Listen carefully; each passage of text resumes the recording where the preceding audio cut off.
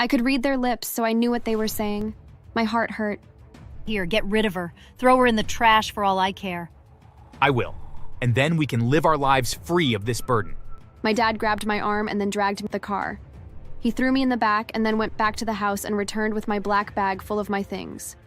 I reached for my teddy bear because I knew I'd need comfort to help me get through whatever hell they were about to force me into. As we drove, the night deepened and lightning flashed across the sky, lighting up my dad's furious face. You put us in this situation. You forced our hand. We can't have a useless child weighing us down. Now we have a normal child. She deserves all of our attention, unlike you. I couldn't tell him that I wasn't a burden. I couldn't explain that I was going to be something big someday. Don't even think about trying to crawl back to us. You're a curse on any family that takes you in. Do you hear me? You made your mother miserable. But now we're going to be happy, and it will be because you're no longer there to get in our way. We arrived outside of a gray brick building. My dad dragged me along in the rain, one hand gripping the black bag and the other holding the hood of my hoodie like I were a dog. Good evening. Is everything okay? Here, take it. My father shoved and I went sprawling at the woman's feet. She looked down at me in shock. Bye. The matron tried to call him back, but my dad was already in his car driving away.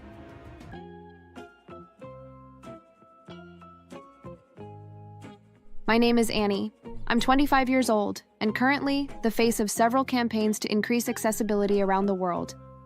Right now, I'm one of the most successful people in my generation. 20 years ago, it was a different story. Growing up, things were difficult. I was born with a rare disorder that left me deaf. The doctors assured my parents that it was the best-case scenario, and that anything worse was mitigated by fast-acting doctors. I could have died or been blind.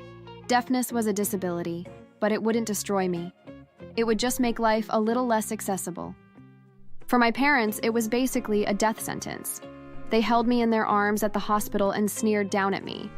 What the heck are we supposed to do with a deaf baby? Teach it sign language? I don't know. How am I supposed to find time to learn sign language myself? No one can blame us if we're too busy to learn a whole new language. Exactly, it's too much work. And so started the first 6 years of my life. I never had much communication with anyone.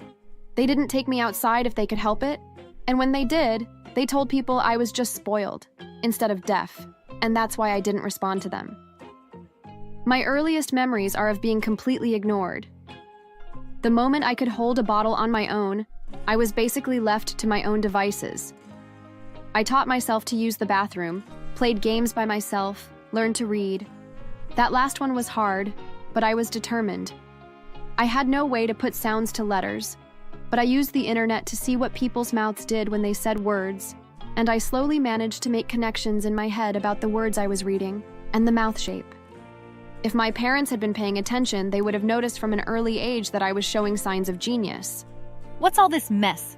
That girl, she's left books everywhere. What is she trying to do? Read? Ha ha ha. As if she could. She's deaf and useless.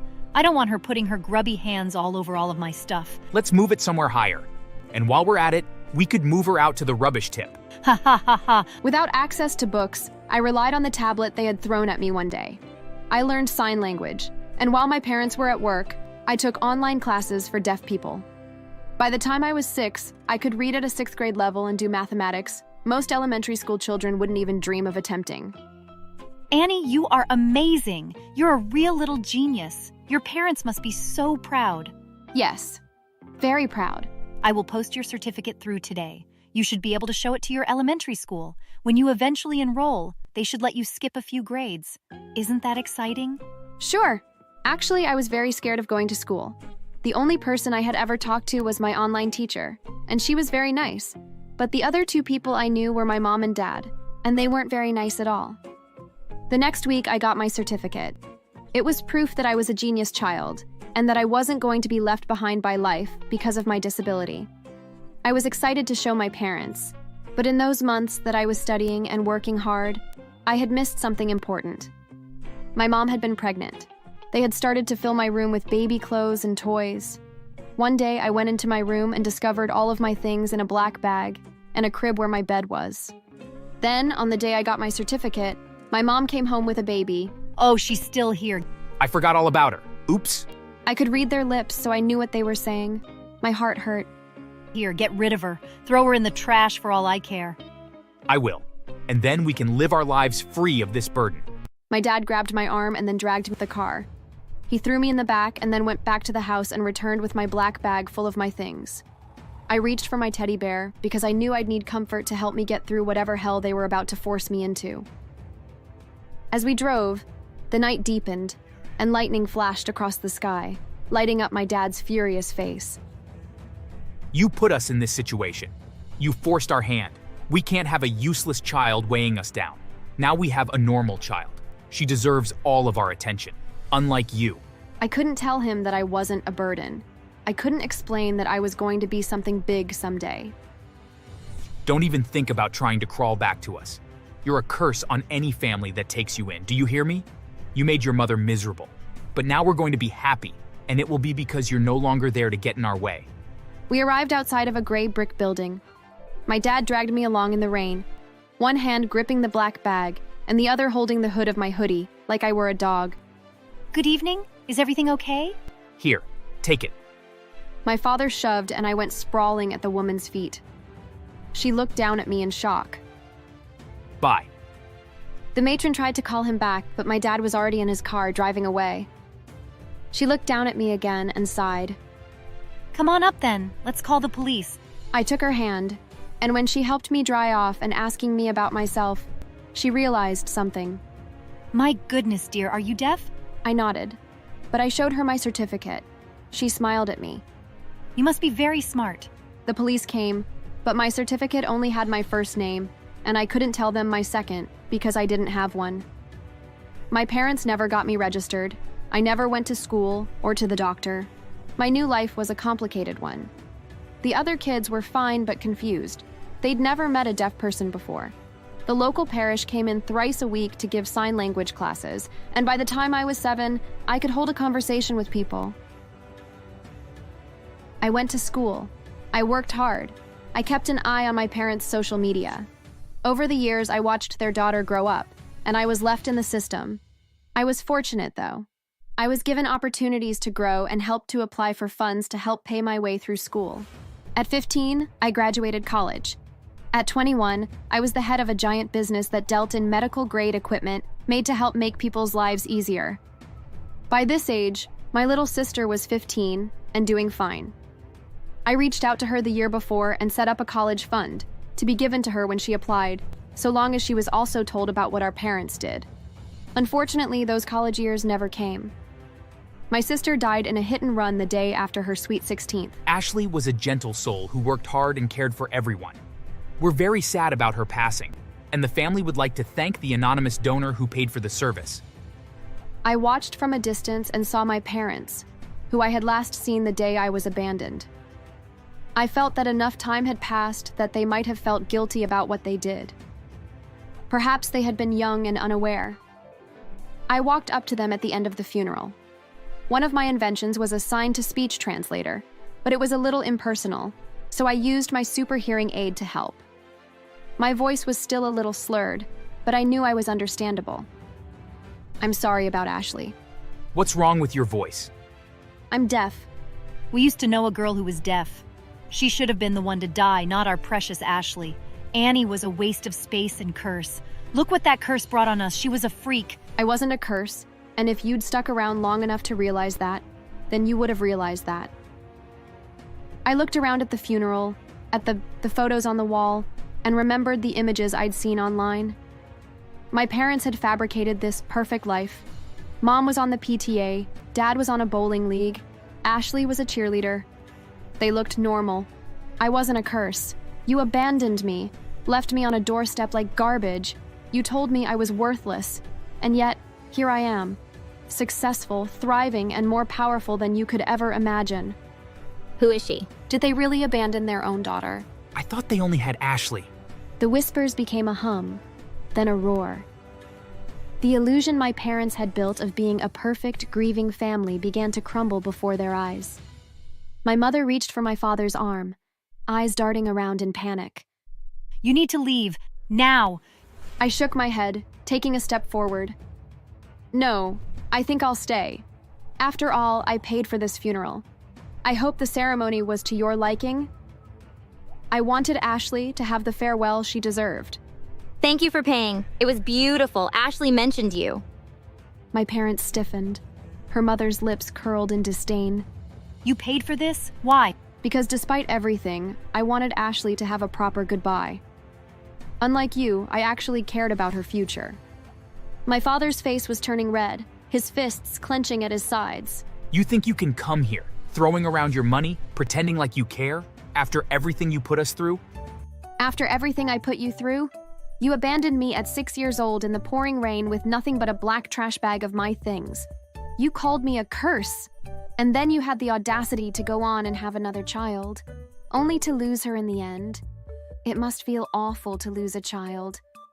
I wouldn't know, but you do. Twice now. My mother gasped in horror, her hand flying to her chest as though she had been physically struck. The murmurs grew louder. People were no longer whispering. They were openly talking. Did you hear that? They really did abandon her. How could they do something like that to their own child? I knew there had been another kid. They told me they'd aborted her. I watched as my parents' world collapsed around them. I had waited for this moment for nearly 2 decades. The ultimate revenge was not violence, not screaming, not hatred, but public humiliation and the truth being laid bare for all to see. My father took a step toward, his voice low and shaking with fury. Get out! Gladly. But before I go, I just wanted to let you know, I own your house. What? Oh, did you not check the fine print when you refinanced your mortgage? I bought out your debt years ago. Thought I'd let you stay for a while, out of pity. But now I think it's time for you to leave. This is your official eviction notice. You have 30 days. I suggest you start packing. My parents' faces drained of all color. The humiliation was complete. I turned and walked away, my head held high, stepping out of the cemetery as my parents were left behind to drown in the mess they had made. That was my final revenge, and it was sweeter than I ever imagined. 30 days later, I sent my security guards to kick my parents out, and they did. I filmed a video and posted it. My parents were humiliated in the video as they pick up their belongings under the snow. My parents are now renting a cramped 1-bedroom house and living with 3 cats. Serves them right. Thanks for watching.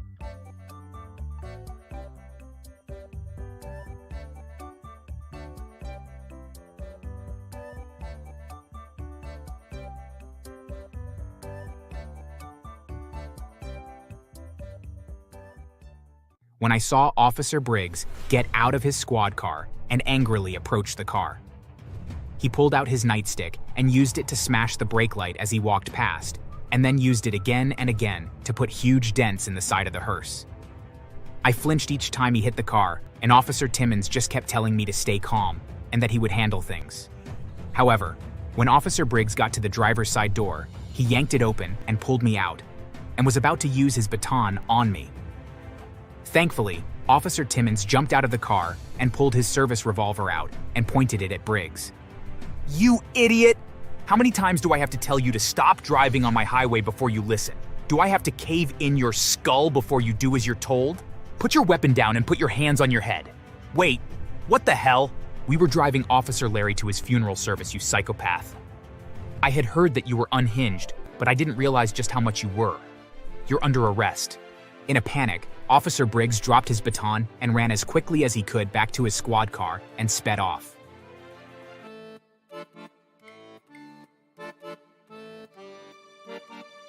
Hi there, my name is Kyle, and I had something very unusual happen to me. Honestly, I didn't think that something like this would happen outside of the movies, but I guess sometimes life can be very strange and unusual. Let me start off by saying that I work as funeral director, and I have been one for a pretty long time. It's a great job if you don't mind working alongside the deceased. I get to help people when they really need it and make the whole process of saying goodbye to their loved ones a little bit easier. However, I recently encountered someone that didn't agree that my job was important and instead thought it would be funny to mess with me. And of all the people to do it, it was a police officer. The first time that I encountered Officer Briggs was several weeks ago. We had just had a service at the funeral home, and we were transporting the deceased to the cemetery. I was driving the hearse along with my coworker, Daniel, and I was going slightly below the speed limit as I wasn't in a hurry when suddenly I saw flashing lights behind me. Confused, I pulled over and waited for the officer to come to the side of my car to explain why I was pulled over. "Hey there, speed racer. Where you off to?" "Speed racer?" I'm confused, officer. I was going below the speed limit. "Is something wrong?" "Well, for starters, you shouldn't be on this road going that slow.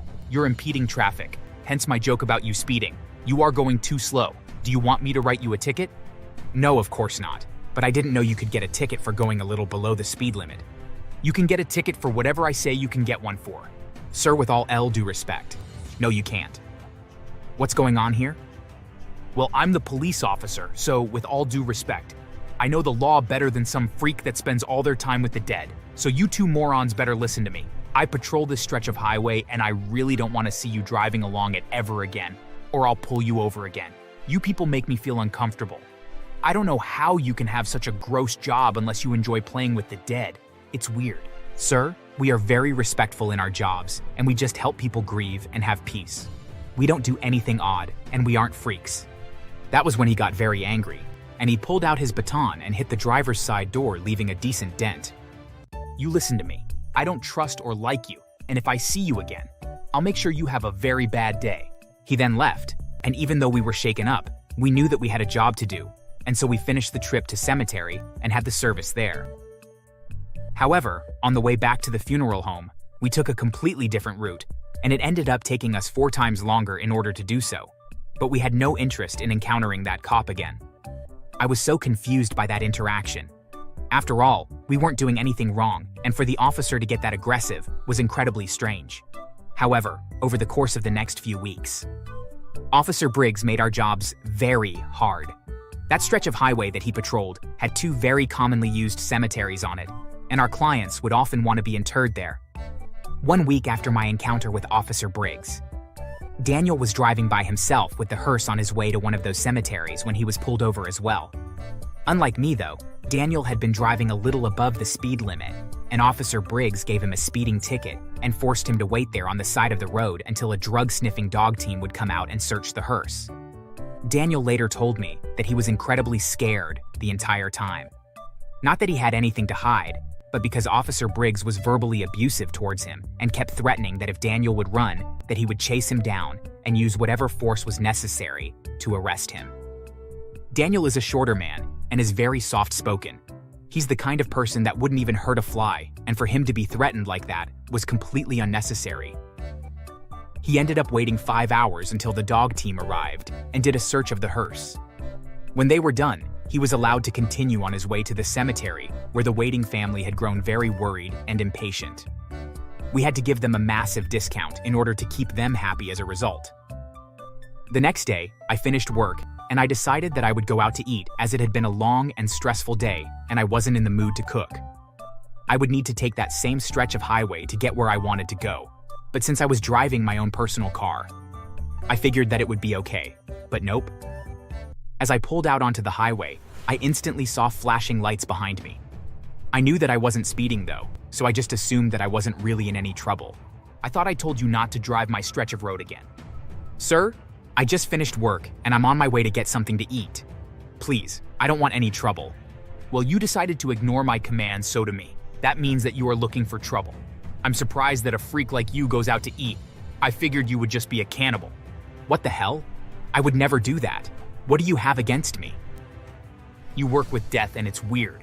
Only people that are complete freaks would work such a job. Regardless, I think that you need to step out of the car. Now!" Of course I obeyed his command and I got out, but I was terrified. After all, he had struck the hearse unprovoked and I didn't know what he was going to do. "Please, officer, I don't want any trouble." And I was obeying the law. "Yeah, I don't believe you. Why, I think I smell alcohol on your breath. Maybe we should do a breathalyzer test to make sure you haven't been drinking." "I just came from work. There's no way that I was drinking. This is ridiculous." "Are you refusing to do the test?" "Yes, I'm refusing. You're just trying to harass me." That was the wrong thing to say, as he then threw me against my car and handcuffed me and then threw me into the back of his squad car. I tried to ask him what he thought he was doing, but he wouldn't respond. And when we got to the station, He dragged me into the back and threw me in a cell. Hours ticked by until a different officer came and released me from the cell. He told me that Officer Briggs had written up a report saying that I had been drunk and belligerent and that I needed to sleep it off and spend the night in the cell, but that this new officer, Officer Timmons, didn't agree with his assessment, and so he had chosen to let me go. I asked him why Officer Briggs hated me and people in my line of work so much, and the officer told me that Officer Briggs had been married to a funeral director and that he had cheated on her, and she divorced him and had taken him to the cleaners. Briggs had been left with nearly nothing and lived in a small one-bedroom apartment as a result, and that he clearly had a chip on his shoulder ever since. He then apologized and led me outside, and then gave me a ride back to my car that had been sitting on the side of the road where Officer Briggs had initially pulled me over. Thankfully, it hadn't been vandalized or broken into, but I was still furious with what had happened. I wanted to avoid that stretch of highway for the rest of my life, but sadly, I couldn't. I needed to travel that highway for work often, and it was just the most convenient way to get around town as well. However, a week later, my deliverance came into my life. A very old police officer passed away from a heart attack, which was a tragedy, of course. And when Officer Timmons came into my office to plan the funeral service, I suddenly saw it as an opportunity to get revenge on Briggs.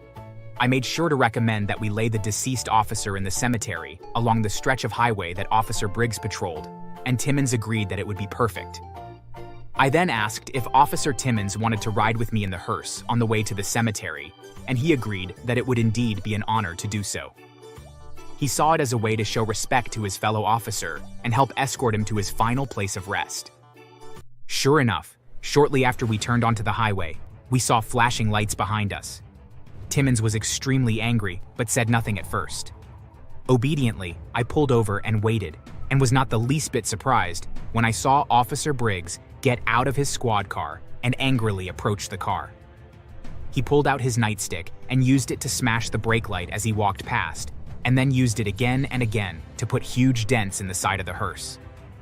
I flinched each time he hit the car, and Officer Timmons just kept telling me to stay calm and that he would handle things. However, when Officer Briggs got to the driver's side door, he yanked it open and pulled me out, and was about to use his baton on me. Thankfully, Officer Timmons jumped out of the car and pulled his service revolver out and pointed it at Briggs. "You idiot! How many times do I have to tell you to stop driving on my highway before you listen? Do I have to cave in your skull before you do as you're told? Put your weapon down and put your hands on your head. Wait, what the hell? We were driving Officer Larry to his funeral service, you psychopath. I had heard that you were unhinged, but I didn't realize just how much you were. You're under arrest." In a panic, Officer Briggs dropped his baton and ran as quickly as he could back to his squad car and sped off. I really don't know what he was thinking he would accomplish by doing so, but Officer Timmons radioed in that Officer Briggs was under arrest and that he was fleeing the scene of a crime. After a few minutes of gathering our bearings, we got back into the car and made our way to the funeral service. After all, I'm a professional and I needed to do my job. After the service was over, Officer Timmons informed me that Officer Briggs had been captured and that the officers that caught him had been forced to use their own batons to subdue him, and that when he would get out of the hospital, that he would be charged and face the consequences of his insane actions. It took a whole month for him to recover enough to stand trial for his crimes, but when he did, he was charged with assault and battery, resisting arrest, wrongful imprisonment, and behavior unbecoming of an officer. The judge sentenced him to 10 years in prison, and as a result, he lost his job and pension as well. Officer Timmons later told me that Briggs was having a really rough time in prison, since most inmates despised cops. Timmons said that Briggs was set up by an inmate for possessing contraband, and was badly beaten by the wardens. From then on, the inmates also forced him to clean their cells, and frequently stole his belongings. Whenever he complained to the wardens, they ignored him. Timmons also recalled what the inmates said on the day Briggs was taken to prison. "Once a cop, now just another rat behind bars. You spent your life abusing power, now you're powerless." To this day, whenever I drive down that stretch of highway, I still feel very nervous, even though Officer Briggs is no longer patrolling it. It's still crazy to think that he hated me and people from my company just because we shared the same job as his ex-wife, and that he would be willing to throw away what little he had left after his divorce as a result. The one piece of good news, though, is that I ended up becoming really good friends with Officer Timmons, and he has promised me that Briggs will never again harass me. And I am very grateful for that. Thanks for watching.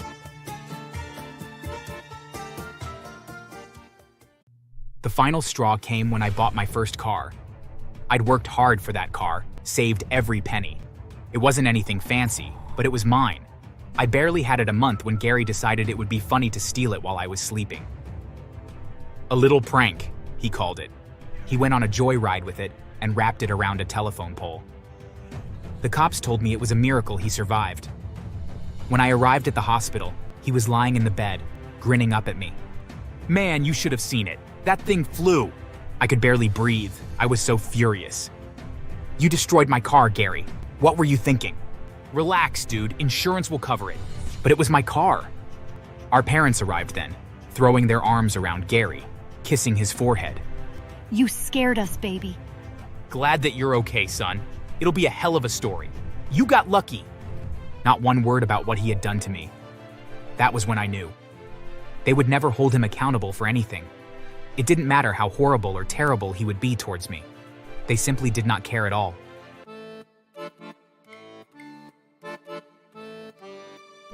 Hi there, my name is Steve, and I hate my family. Growing up, I never stood a chance. From the moment my brother Gary and I were born, our parents made their choice about which of us they saw as the golden child, and it wasn't me. It was never me. Honestly, I don't really know how they even made the choice since Gary and I are identical twins, but regardless of their reasons, they chose Gary, and after that, I was always an afterthought. Gary was the smart, sporty, and charming one, the one with the easy smile and a mischievous twinkle in his eye. I was just the other twin, quieter, less charismatic, and always stuck in his shadow. I learned early on that there were different rules for us. Like the time we were 6, and Gary broke our mom's favorite vase while we were playing. I hadn't even been in the room, but when she stormed in and saw the mess, she looked straight at me. Steve, what did you do? I opened my mouth to protest, but Gary, ever the performer, burst into fake tears. I tried to stop him, Mom. I told him not to, but he never listens. He's such a bully. What? No, I didn't break it, Mama. We were just playing and Gary knocked it over. It was an accident, I swear. Don't you lie to me, Steve, you nasty little thing, and to blame your brother as well. You just wait till your father comes home. He'll make you regret telling lies. And just like that, I was the guilty one. Dad spanked me while Gary got a comforting hug. I wasn't able to sit down for a couple days because it hurt so much. Meanwhile, Gary teased me for taking the blame for something that he had actually done. That was the first time I realized that no matter what Gary did, he would always be the victim, and I would always be the villain. As we grew up, it only got worse. When we were 12, I spent weeks saving up my allowance for a new video game, God of War. The day I finally bought it, I brought it home. But I had chores to do, and so I put it in my room and then headed outside to cut the grass. When I was done, I went inside and found Gary already playing it, my unopened case torn apart on the floor. Angrily, I marched over to our father to complain about what Gary had done. Gary took my game. It's just a game. You should have shared with your brother anyways. He's younger. He's younger by 3 minutes. Plus, I saved up my own money to buy it, and he should have asked to borrow it. Don't be selfish, Steve. Besides, do you even have time to play games? Don't you have chores to do? I did them already. You did? Well, the car needs to be washed. But isn't that Gary's chore? Well, now it's your chore. Go do it now, or else I'll make sure that you can't sit down for a week. Gary smirked at me from the couch. He knew he had won. He always won. That was just how things were. I was always forced to do the majority of chores and housework, while Gary got to play with the game that I had spent a long time saving up for. It wasn't remotely fair. A few weeks later, Grandma sent money to both me and Gary. While he used his to buy dresses, I decided to save mine to buy a game I loved. But one day, my money was gone. When I asked Gary about it, he admitted that he took it to buy a pair of shoes. When I reported it to Dad, he told me I was too stingy and that it was okay for my brother to use my money. In high school, Gary started getting crueler, like he enjoyed watching me suffer. When I got my first girlfriend, Emily, he swooped in, flashing that charming grin of his. Within a month, she dumped me, for him. When I confronted him, he just laughed. Don't be mad, bro. It's not my fault girls like me better. She only chose you because you lied to her and told her untrue horror stories about me. You keep spreading rumors around school and making me look like a psychopath. Not my fault that people believe me no matter what I tell them. Mom and Dad found the whole thing hilarious. You should take notes from your brother, Steve. Maybe you'd have better luck with the ladies. Yes, Steve. When I was your age, I never had problems meeting women. Instead of getting upset at Gary, maybe learn from him and be better. But he only got my girlfriend because he lied. He's lied to the whole school and ruined my reputation. They didn't care that I was hurting. They never did. Even when Gary hacked into my Facebook and posted racist comments, making my black friends hate me, he didn't stop there. He insulted some family members and even edited my page to something humiliating like, "I love eating glue." Yet, my parents still supported him, claiming it was just a prank. By the time we graduated, I knew I needed to get as far away from Gary as possible. I went to college across the state, but Gary followed me. When I got my first job, he found one in the same city. It was like I couldn't escape him. No matter where I went, he was always there, slithering his way into my life, making sure I never forgot that I would always come second. The final straw came when I bought my first car. I'd worked hard for that car, saved every penny. It wasn't anything fancy, but it was mine. I barely had it a month when Gary decided it would be funny to steal it while I was sleeping. A little prank, he called it. He went on a joyride with it and wrapped it around a telephone pole. The cops told me it was a miracle he survived. When I arrived at the hospital, he was lying in the bed, grinning up at me. Man, you should have seen it. That thing flew. I could barely breathe. I was so furious. You destroyed my car, Gary. What were you thinking? Relax, dude. Insurance will cover it. But it was my car. Our parents arrived then, throwing their arms around Gary, kissing his forehead. You scared us, baby. Glad that you're okay, son. It'll be a hell of a story. You got lucky. Not one word about what he had done to me. That was when I knew. They would never hold him accountable for anything. It didn't matter how horrible or terrible he would be towards me. They simply did not care at all. If I wanted justice, I had to take it myself. I spent the next 2 weeks planning on how to get revenge. Once I had developed an idea of what I wanted to do, I called Gary, and I made sure my voice sounded tired, defeated. Look, man, things have been tense between us. I don't want to fight anymore. Seriously? Are you finally admitting I'm the better twin? I just want to move past all this. Let me make it up to you and treat to dinner and drinks. That was all it took. He agreed, smug as ever. Although he did also agree to drive since I didn't have a car. At the restaurant, I made sure his glass was never empty. By the time the check came, he could barely keep his head up. Bro, you're the best. I helped him to the car. Once he passed out, I stripped him down and switched our clothes. Then I shoved him into the trunk, and then I drove us over to his house. For the first time in my life, I was in control. When I arrived, I started making noise, kicking trash cans, honking the horn. Neighbors peeked out their windows, but I ignored them. I just needed them to see me and watch me do what I had intended to do. Then I drenched the house in gasoline. The smell was suffocating. But as Gary's neighbors watched, I then lit a match and set Gary's house on fire. The flames caught fast, climbing the walls, turning Gary's perfect little life to ash. Laughing hysterically, I jumped into the car and sped off. When I was far enough away, I pulled over, dragged Gary out of the trunk, and switched back into my clothes. He was still unconscious when I buckled him into the driver's seat and walked home. The next morning, I got the call, and I currently stopped grinning. Oh, Steve, I have such terrible news. Gary's been arrested. For what? They think he burned down his own house. I covered my mouth, pretending to be shocked. Oh my God, is he okay? He got drunk last night and did something stupid. What do you know about this? Was he with you? I gave them the story I had rehearsed.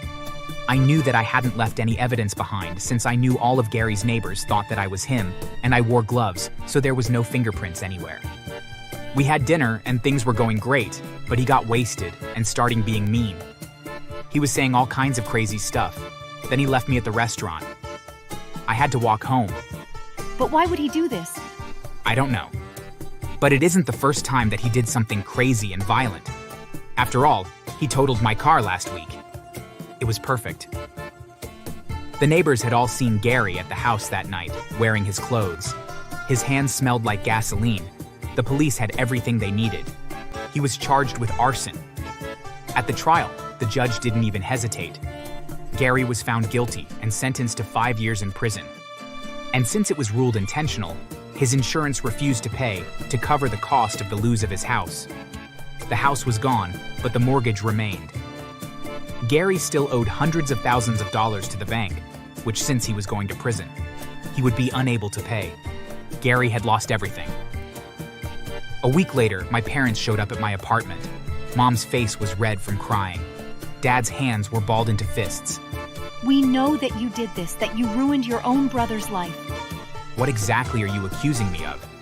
We know you set him up. If I had done it, maybe you should be careful. Because if I was willing to ruin Gary, imagine what I'd do to the people who made me hate him. After all, he's the monster that he is today because of the two of you. The color drained from their faces. But we're family? He's your own brother? Yeah, he is. And you two made him into a monster that constantly made my life a living hell. For crying out loud, he totaled my car and you just laughed about it. So, yeah. He got what he deserved, and the fact is that you can't prove that he didn't burn his own house down. So listen to me carefully.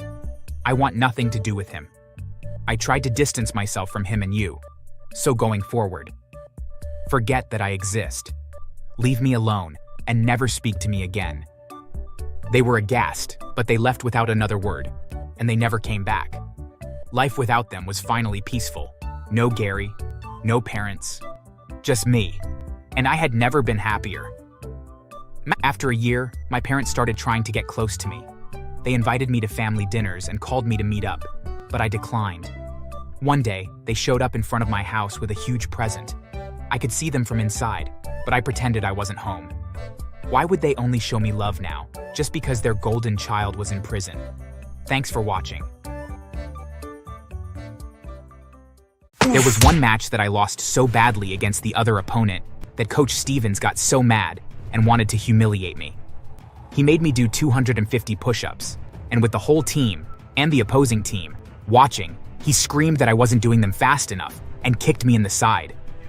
Everyone gasped as they heard a loud crack from my ribs. He looked around the room, not at all concerned. I heard that crack the same as all of you, but he's not going anywhere until he finishes his set of push-ups. Having broken ribs made me doing the push-ups incredibly difficult and painful to do. I don't even remember how I got through it. The next thing I remember was being in the school nurse's office, with the rest of the team surrounding me.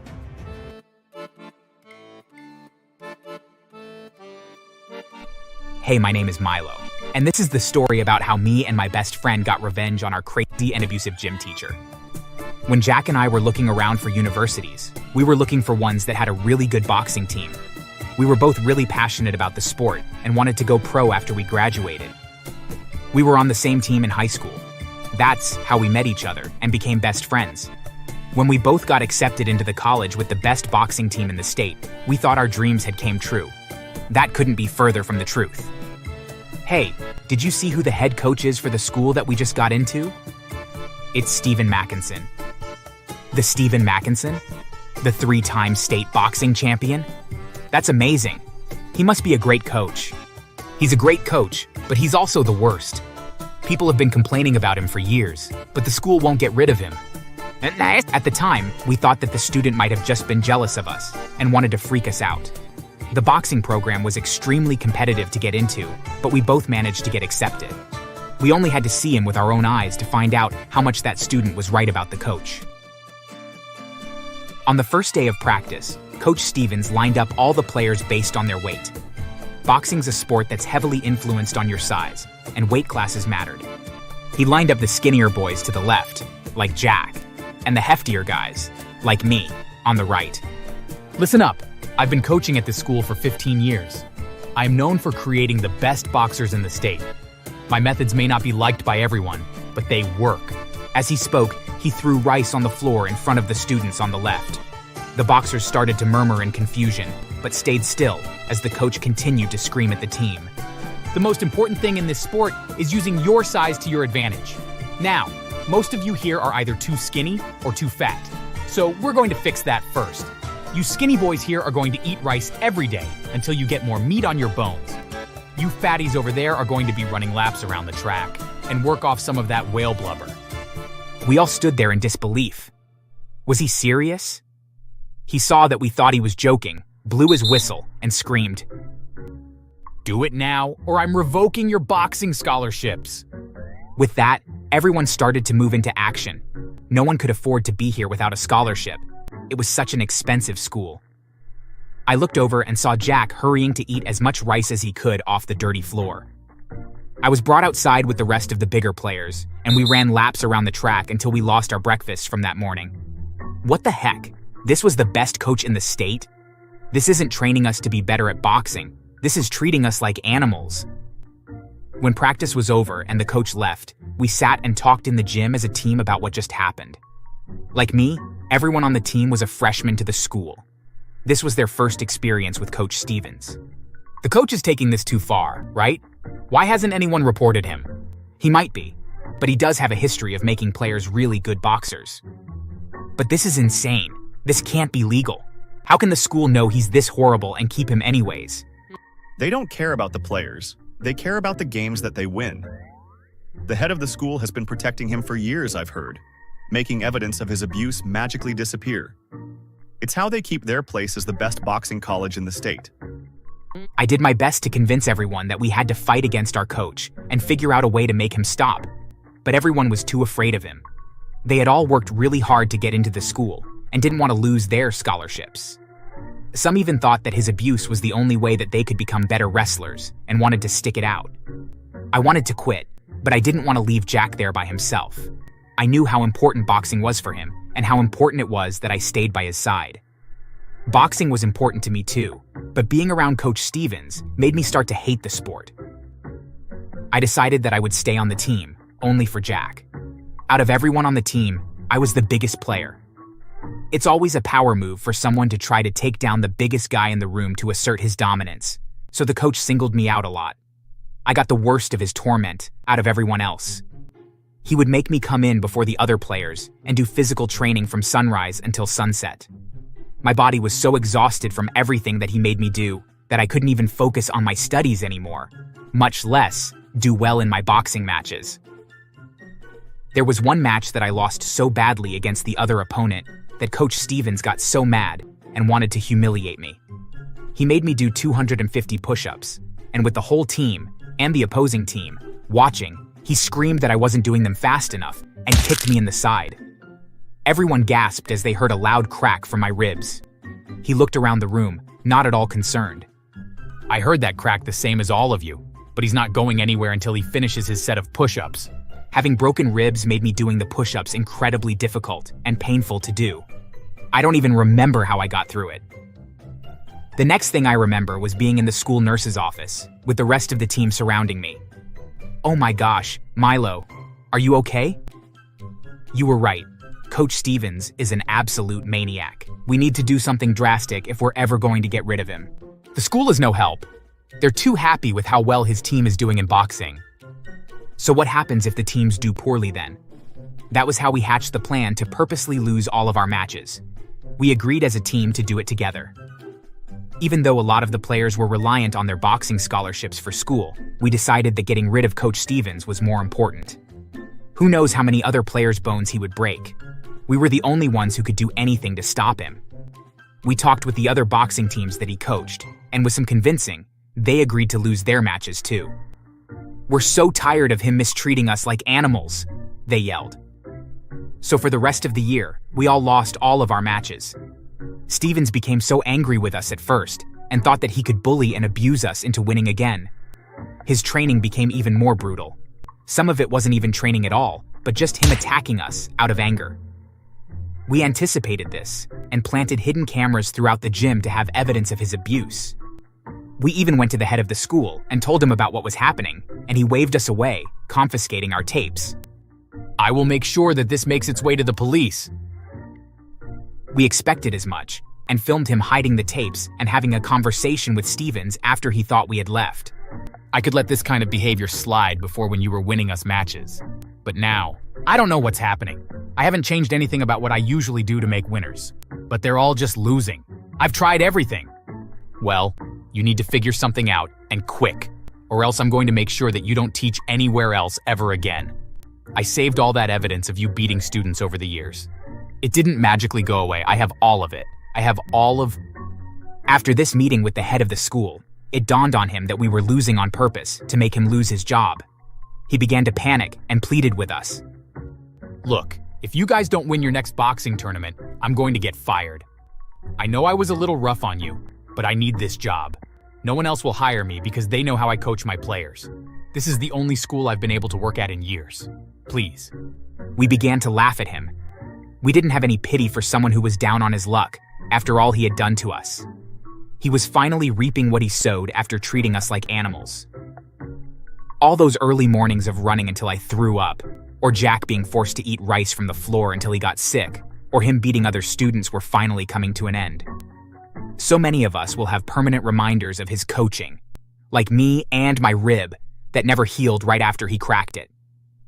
We walked out of the gym, leaving him begging and crying alone. We were finally getting our revenge on this man who had ruined so many lives. After we lost the last match of the season, the university fired Coach Stevens. The head of the school couldn't justify protecting him from the police anymore. The school's ranking had gone down, and they were officially the worst boxing school in the state. As soon as they gave him the boot, all of us wrestling players marched down to the police office and showed them the footage that we had of him physically attacking other students, as well as evidence of the head of the school hiding the coach's abuse from the police. Coach Stevens' wife left him after she found out how horribly he had been treating us and divorced him. The head of the school was attacked by a mob of angry parents and had to go to the hospital. They were both arrested and sent to prison, but they weren't safe there either. The story of their corruption was on all the news channels, and the word quickly spread, even into the prison. They were attacked by their fellow inmates, and now live in a state of constant fear for their lives. The school founder was horrified with what had been happening under his nose, and offered to pay for all of the expenses that we needed to recover from what Stevens had done to us. Paying for therapy, for our medical bills, and even paying for the rest of our college education. Sometimes it pays to play the long game when it comes to revenge. Thanks for watching. Subscribe for more stories.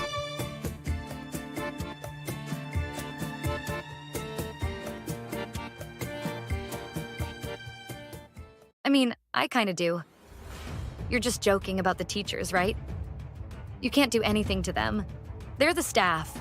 The last nitwit teacher who thought they could handle me was sorely mistaken. Not only is his ass gone, but in prison. All I had to do was tell a little fib about him being too friendly with a bottle of alcohol, and I said he assaulted me sexually, and he was axed quicker than a tree on its last legs. No one can prove that I'm lying either. I even planted some alcohol in his office. It was so easy and foolproof. Learn this lesson quick, and you'll do okay around here. Don't mess with me. There is a hierarchy in every high school. It's a social order that you must adhere to. Even at the most prestigious of schools, including my private all-girls high school. We have the jocks, the musical students, the girls who are into math, and then we have the girls who are absolutely untouchable. They have so much power that even the teachers are afraid to stand up to them, no matter how terrible they are. Lauren Montague was one of those students. She was the pretty popular girl who terrorized everyone. There were horror stories that constantly circulated the school of how she would put tacks in other girls' shoes during gym, tearing off other girls' clothing if they made the unfortunate mistake of wearing the same outfit as her, or even making rumors that someone was pregnant, getting them expelled from the school. There was one time that she forgot to do her homework, so she blackmailed me into giving her mine. I gave it to her without hesitation. Rumors were where she held most of her power over others. The Girls' Academy was a very competitive school, and rumors alone were enough to get someone kicked out. Reputation mattered here. There was one rumor in particular that made even the teachers scared to correct her behavior. 2 years ago, the school had a male history teacher, who everyone loved. His name was Mr. Adams. He had been teaching at the school for at least 20 years. He was kind, affectionate, and patient with all of the students. He even got along with the troublemakers because he was so patient with them and compassionate of their situations. They would try harder in his class than in anyone else's. Everyone loved him that much, except for Lauren. He was the only teacher who was brave enough to call her out for being a terrible person to her classmates. He actually stood up to her on my behalf one afternoon. Ms. Lauren, I understand that you've been spreading rumors about Ms. Morgan cheating on the last history test. I can assure you that she did not, as I monitor my students closely while they are taking tests. What? I didn't say that at all. You're just taking her word over mine. How can you show such blatant favoritism for students? She didn't tell me this rumor at all. I watched you tell your friend Miss Regan in the hallway this afternoon. You know how competitive this academy is, and to be spreading rumors like that could cost Ms. Morgan her scholarship. Frankly, this behavior is very unbecoming of you, and not at all suitable of a student at the girls' academy. I will now escort you to the principal's office to this matter up with her. The rumor about me was immediately dispelled, and I didn't have to worry about losing my scholarship anymore, which was a huge relief. However, Mr. Adams was mysteriously fired the next week. Everyone was in shock. How could such a beloved teacher who had been here for so long be dismissed so easily? This was when the rumor started around the school that Lauren was somehow responsible for his termination and got him fired in retaliation for standing up to her. There was a girl in my class named Camila who always knew about the gossip that went on in the school and kept tabs on everyone. We weren't exactly friends because I knew how much she liked to talk about everyone else's business. I knew I couldn't tell her much without the rest of the school knowing, but she was still good for gathering information. Do you know what happened to Mr. Adams? Oh, yeah. I heard her bragging about it this morning. Lauren got him fired. What? How could she possibly do that? She's just a student. She told everyone that she went to go see him during office hours and that he was drunk as a skunk, reeking of alcohol. She said that he even tried to convince her to drink with him, even though we're all underage. Oh my God, are you serious? I didn't know that He didn't. She was laughing about it in the hall earlier. She said, I lied about him having an alcohol problem, planted some wine in his office that I swiped from my parents, and he got fired like that. They can't prove I'm lying either. The school had no choice but to fire him, really. That was 2 years ago. Everyone knew she had lied about poor Mr. Adams, but were too afraid of what she would do to their own reputation if they said anything about it. She was like the quiet queenpin that ruled the school, and everyone knew it. Until one day, she went too far. I happened to be walking home with Camila one day. It wasn't like we were intentionally walking together. We lived in the same neighborhood, and happened to be walking the same way. Camila was especially talkative. I did my best to nod along politely, but wasn't initiating conversation back. As we were walking along, we heard a soft moaning off in the distance. We decided to investigate and follow the noise. As we got closer, we found one of our classmates a little off the sidewalk, nearly hidden in a bush. It was the quiet girl who always got A's in every class, Vanessa. We helped her up and realized the state she was in. Her clothes were in tatters, and she was covered in bluish bruises all over her body. Her face was swollen, and there was dried blood stuck to her face. We were so shocked that we didn't even ask her any questions, just stared at her with wide eyes and open mouths. Finally, Camila broke free of the reverie and spoke. What in the world happened to you, girl? Are you okay? Vanessa explained that Lauren had demanded that she write a paper for her, but she couldn't because she was so busy with everything else. Between school, cram school, and working a part-time job to support her sick mother at home, she barely had time to do her own schoolwork. Lauren wouldn't hear any of this and lied to Vanessa's boyfriend to get back at her. She told him that Vanessa had cheated on him with another man and was pregnant with his child. In a blind rage, he attacked her in the street. The two of us immediately called the police. That horrible boyfriend was behind bars now, but that still left us with a major problem. Camila and I looked at each other with the same thought in our eyes. Lauren had to be stopped. To go about this, we had to be sneaky. We had to be cunning. We had to be as backhanded as she was if we were to ever put a stop to her. The only way anyone would ever believe that she was lying was if she admitted it herself. So we thought of a plan. In order for Vanessa to tell on herself, She would need to do it around someone who she didn't feel intimidated or threatened by.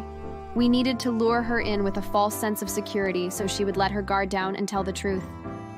The three of us decided to recruit someone who didn't go to our school to talk to her, Camila's younger sister, Katie. Lauren was the class president. She didn't have the grades for it, but she wanted the position and everyone was too afraid to tell her no. One of the duties of the class president was to give prospective students a tour around campus. This is where Katie came in. We sent her to the tour with a secret camera hidden in her hat and let her go to work. We nervously watched them interact on the live camera feed from Camila's house, waiting for Lauren to incriminate herself. Vanessa was so afraid for Katie that she dared not even take a breath. I had to remind her to breathe. And you're the class president? Do people listen to you? Please. I own this school. I own the stupid girls that prance around here, and I own the nitwits that teach here.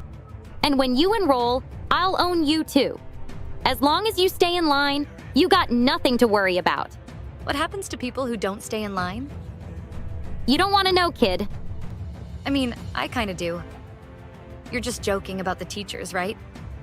You can't do anything to them. They're the staff. The last nitwit teacher who thought they could handle me was sorely mistaken. Not only is his ass gone, but in prison. All I had to do was tell a little fib about him being too friendly with a bottle of alcohol, and I said he assaulted me sexually, and he was axed quicker than a tree on its last legs. No one can prove that I'm lying either. I even planted some alcohol in his office. It was so easy and foolproof. Learn this lesson quick, and you'll do okay around here. Don't mess with me. Just like that, we got it. As soon as Lauren finished her sentence, the three of us cheered. With this footage, we can show the principal and get Mr. Adams his job back. The very next day, the three of us stormed into her office and showed her the recording. She watched in a grave silence before turning to us. Thank you so much for clearing Mr. Adams' name. It pained me greatly to have to terminate him because he had been here for so long and was so beloved by the students. I will share this with the authorities immediately. Camila and I jumped in our excitement while Vanessa breathed a deep sigh of relief. We really did it. We avenged all those girls over the years that Lauren had embarrassed, humiliated, or gotten kicked out of school. The principal even started to cry with joy, and I understood why. Lauren had gotten away with so much over the years. She was the tyrant that even the principal was afraid of. She had threatened and blackmailed everyone into a state of complete fear. I knew of some girls who had dropped out of school because they were just too afraid of what Lauren might do to them, even though this was the best high school to prepare for college. For a lot of girls, this school was their last chance at getting a good life. This was their last chance to get into a good school. She had ruined that for so many people. The utter humiliation that she had made them go through made me sick to my stomach. The principal cleared her throat and wiped tears from her eyes. Clearly, Lauren needs to be expelled immediately for this deviant and maniacal behavior. I am sending this tape to her parents at once. I am also informing them of the role that she played in Vanessa's assault case. After her parents learned of Vanessa's behavior, they completely disowned her. Apparently, they took her out of their will and left her nothing. They even went so far as to surrender her to the state so that they were no longer her legal guardians. I guess the realization that they had a compulsive liar for a daughter who got so much joy from manipulating others was too much for them to bear. Before leaving her, they transferred her to a boarding school in a different state so that she wouldn't start any more trouble with the girls at the school again. After she was in the foster program for a couple of weeks, a distant aunt of hers heard what had happened and adopted her. Camila, ever the person to be up to date with the latest gossip, says that her aunt treats her like a servant around the house and has her busy with housework all the time, like cleaning the house, cooking for her, mowing the lawn. Lauren must have inherited her mean spirit from her aunt because the woman verbally abuses her night and day. She's so tough on her that she had fallen behind in her studies and needed to repeat her junior year of high school over again, nothing less than what she deserves. The following week, the three of us found Mr. Adams happily moving back into his office. He was whistling a little work song as he unpacked. When he saw us, he thanked us for the part we played in clearing his name. We told him what was happening with Lauren with her aunt, and he smiled. I knew she would get what was coming to her. Thanks for watching. Make sure to like and subscribe.